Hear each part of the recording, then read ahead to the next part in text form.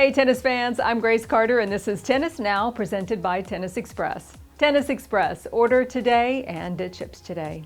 Andy Murray did it last year and he says he's ready to come back again this season. Remember last year? He was ranked down at number 243 in the world and capped an emotional comeback, defeating Stan Wawrinka to win the Antwerp title, which was his first ATP crown since a pair of hip surgeries.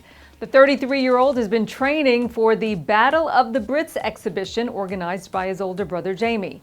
And he told the British media that he is ready and is going to focus on the majors in 2020. That's assuming, of course, we have any majors this year.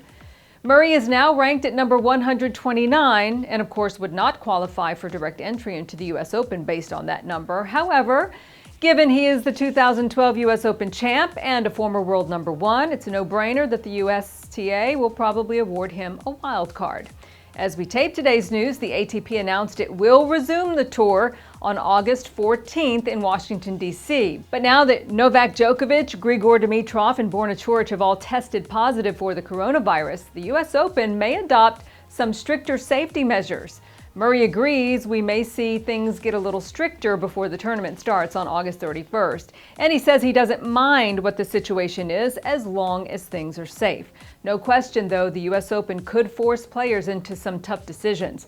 The size of the player teams is already limited. They're just going to get 2 hotel rooms, 3 people allowed for each room. So players may have to decide between traveling to New York with a coach or a physio.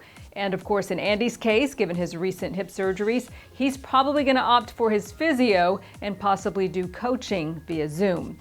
Andy calls it transformative times and says that players are going to have to be flexible and fluid, adapting to the new normal, which he says isn't perfect, but players have to be ready for anything. He says to prepare for a Grand Slam takes 2 to 3 weeks, sometimes 4 weeks in a country beforehand, and with no coaching input on your daily practices, that can get a little tricky. But he says it's what's called for right now, and he is not going to let that bother him. He's more concerned about safety. Good to hear positive perspectives from Andy after all that he's been through lately. Glad we could share it with you. I'm Grace Carter. We'll see you next time.